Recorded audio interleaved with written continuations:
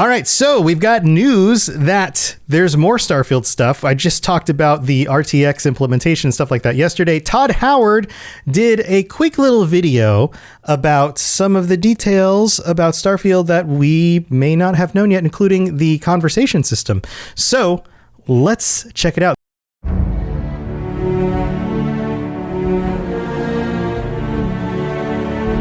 Hi, I'm Jess Finster, Community Director, and I'm here visiting Bethesda Game Studios, where the team is hard at work on Starfield.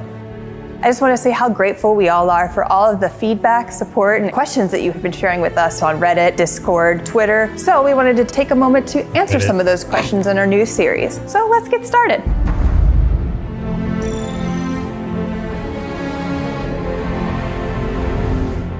First thing that we want to know is what inspired Starfield? Hold on. Wait. There's like dudes in the background here, just like chilling out. I don't know exactly who they are. I don't remember who everybody is, but they look kind of familiar. Oh, so many things. I think the main ones that, I'm going to go back like in time here. Sundog is a big one. Amazing game, kind of like the science fiction game when... Sundog. Is there a date down here on the bottom? I don't see a date. I don't remember this at all. Ultimas were out. It also had this partialist interface, kind of one of the first games where you're moving objects around and putting them together, but great game where you had your own ship and you could explore around that I loved. Another one, this is a kind of pen and paper role-playing game at the time where D&D was getting popular, is this game Traveler. Traveler was a little more hard science fiction. The other thing there, it's one of the first games I programmed on the Apple II at the time. I really wanted to make a Traveler game. It was also my first time realizing that computers had memory that you could run out of. I can already see the comments, people saying, you've been running computers out of memory for 40 years now. Yes, pretty much every game they ever made. But that's an easy comment, everybody. You can do better. But those are the big ones, hearkening back to those old role-playing games that we loved. And hey, can we pull off something like this with today's computers and consoles, et cetera? You mentioned hard space or hard sci-fi, and I know that that's one of the things that's been hotly debated in the community. Is Starfield considered a hard sci-fi? I never quite know, because that's always like, what do they think it is if you say yes or no?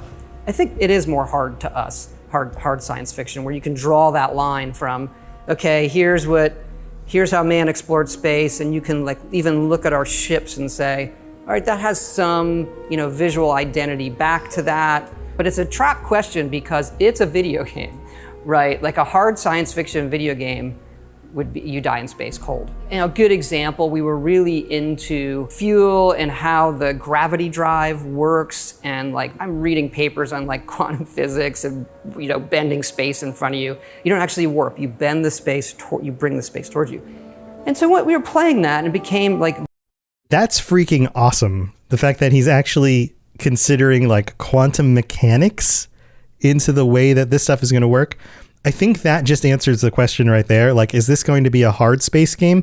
This is going to be more in line with the kind of science fiction you see in The Expanse TV show and books, I think, than it's something like Star Trek, which is a little bit more out there, or Star Wars, which is just fantasy. It's just space fantasy. Very punitive to the player. Your ship would run out of fuel and the game would just stop. You just want to get back to what you're doing. So we've recently changed it where the fuel in your ship and the grav drive limits how far you could go at once, but it doesn't run out of fuel. Maybe there'll be an update or a mod that allows that, but that's what we're doing now. Constellation members are excited about the character customization. Okay, so real quick on this one, it seems like they're still trying to balance the fun of gameplay versus realism. This is something that they've been adjusting for years across many of the games, especially the Elder Scrolls games. If you look back at games like Morrowind, the systems were more difficult on the player, which was less fun, but it was more realistic, right?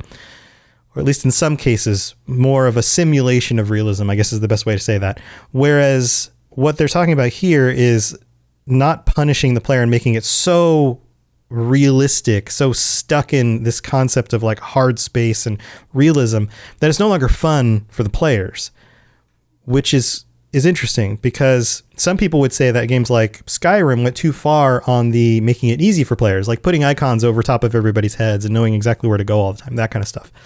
So it's this weird balance where they constantly have to go between those two things because there's one camp that wants it hardcore, but that is very limiting when it comes to accessibility to the majority of the players.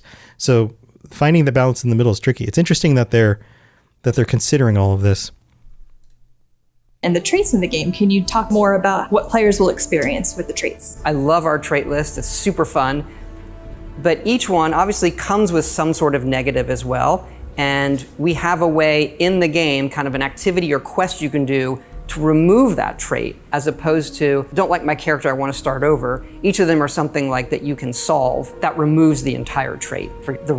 So there's like, what I think he's saying here is there will be gameplay methods of respecking your character. And I wonder if that comes through like quest lines or items you find or something. Rest of your playthrough. The last question, we have speech checks. So you're not completely stuck with your character and then have to go through and restart the game over. I have a feeling one of the reasons they did this is because of the sheer size of the game and the fact that like if you get 20 hours into it, you're not going to want to have to remake a new character and play another 20 hours just to catch up to where you are with the story or the places you've explored or all of that stuff. So being able to respec in game makes a lot more sense. That's awesome. That's awesome. And dialogue that reflect your character build. Do you want to expand upon that at all? Yeah, look, we've done a lot of different dialogue systems. We've gone back to kind of I'll call it like a classic Bethesda style dialogue with you're looking at the character and how they emote. You have a series of choices there. The scope of the game, the amount of content we're making is a bit more than we've done before in terms of quests and things like that. But the depth in some of this stuff with the dialogue, we just passed 250,000 lines. And so that's a lot of dialogue, but we've gone through it and the impact is really there. And that includes my favorite speech persuasion system. You're not talking us out of this score. It feels like it's part of the dialogue, but you're spending points to persuade them. There's like a cost to it.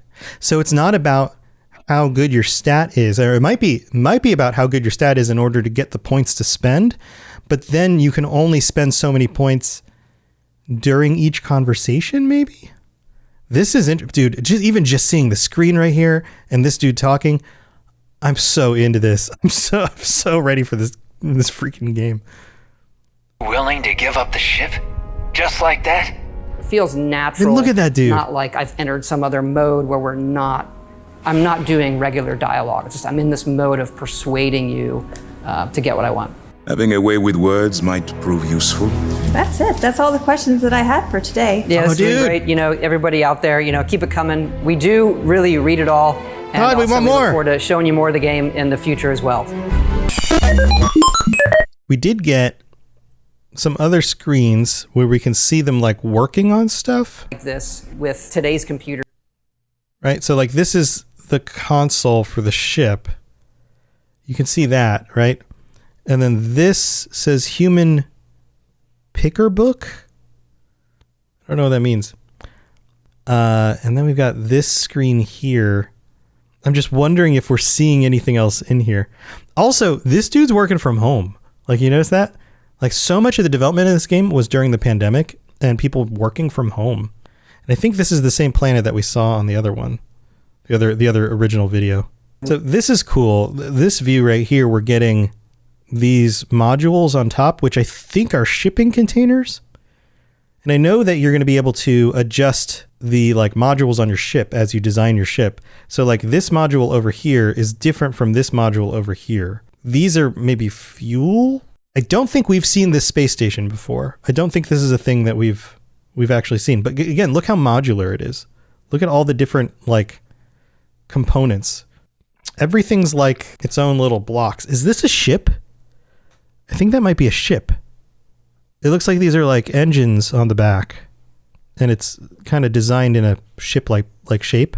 Okay, so we have alien DNA, dream, empath, performs actions your companions will will result in temporary increase in combat effectiveness, but performing actions they don't like will have the precise opposite effect. Extrovert, Freestar Collective Settler, Hero Worshipped, Introvert, Kid Stuff, Neon Street Rat, Raised Enlightened, Raised Universal, Serpent's Embrace, Spaced, Taskmaster, Terra Firma, United Colonies Native. Huh. See if we get Introvert. If you really need your alone time, you have more endurance when adventuring alone, but less when adventuring with other human companions.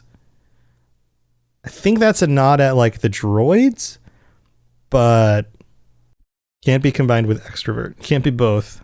Okay, let's just play this character again. I want to start. Freestar Collective Settler. You gain access to special Freestar Collective dialogue options and better rewards from some missions given by the faction, but crime bounty towards other factions is greatly increased. Can't be combined with other faction allegiance traits. So that the faction's allegiance stuff is part of the trait system. Oh, and this is only one of 3 total that they've chosen, or pages. I think that's total they've chosen. Bodybot will be in it? Oh, that would be amazing. maybe Bodybot, Tom's robot is in Fallout 76. That's something they added, so it's a reference. Over each of them, we've been immortalized in some way, which is kind of cool. Hero Worshipped. You've earned the attention of annoying, adoring fan who will show up randomly and jabber at you incessantly. On the plus side, he'll give you gifts. What? There's an annoying fan. Do you think he's going to be a blonde-haired, like round-faced dude, kind of like the one from Oblivion, or something like that? That's Introvert. That you can solve that removes the entire. Oh wait, it went back to kid stuff. Hold on, go back. That removes the entire kid stuff. Your parents are alive and well, and you can visit them at their home, but 10% of all the money you earn is deducted automatically and sent to them. I wonder how that's. I mean, it's fun for roleplay reasons. Yeah, the adoring fan in Oblivion. Yeah. By Azura, right? Yes. Yeah, that's what I'm thinking is like the character design is almost identical. You're saying like absolutely identical? That would be nuts because these people don't look like characters from Oblivion. But if it was like that dumb looking Oblivion face on one of these characters, that would be amazing. Trait. All right, Neon Street Rat. You grew up in the mean streets of Neon. You gain access to special dialogue options and better rewards from some missions on Neon. Crime bounty and other factions is greatly increased. By other factions. This is a faction thing. For the rest of that was quick. Lose the entire trait for the. Go back. What's the button? What's the button to do that? There we go. Raised Enlightened. You grew up as a member of the Enlightened. You gain access to special chests full of items in the House of the Enlightened in New Atlantis, but lose access to the Sanctum Universum chest. I don't know enough about those locations. What if one of the plans is Mundus? That would be amazing. All right, let's Raised Universal. You grew up as a member of the Sanctum Universum. You gain access to a special chest full of items in the Sanctum Universum in New Atlantis. Are these like religions? But you lose access to the House of the Enlightened chest. It seems like these are competing religions. Rest of your playthrough. The last no more. question, we have speech checks and dialogue that reflect if we your go back to the build. speech Do you want to check. expand? A lot of dialogue. So but first of we've all, gone through it okay, and that was the wrong. impact. 252,000 numbers are hard. 953 plus. Like they keep on adding more. They haven't counted up the new number yet. That's over double of Fallout 4. Holy moly. That's over 4 times more than Skyrim. That's amazing. So here's the speech stuff, right?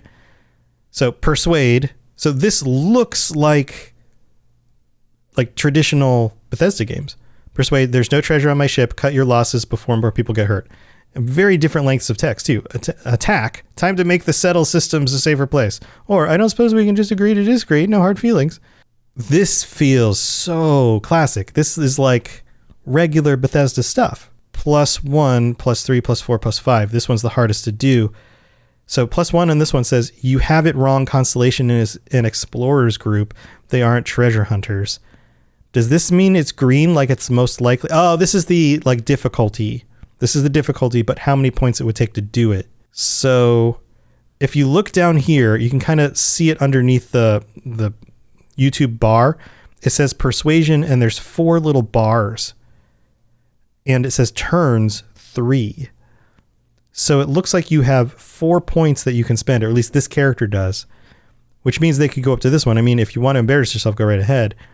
But the hardest one to do would be, I just made it past your entire crew. You really want to try your luck against me. The +3 is, hey, if you want to trade ships, that sounds good to me. The frontier creaks when it turns away. Part of the dialogue, but you're spending which one do they points to persuade them. They pick You that willing one. to give up the Okay, so this, I still don't quite get it. This just clicked down by 1, not by 3, and it says turns. Maybe you have attempts to succeed? If you haven't heard about the new graphics update, then go check out that video right there where I talk about how exciting it is. And I'll see you next time.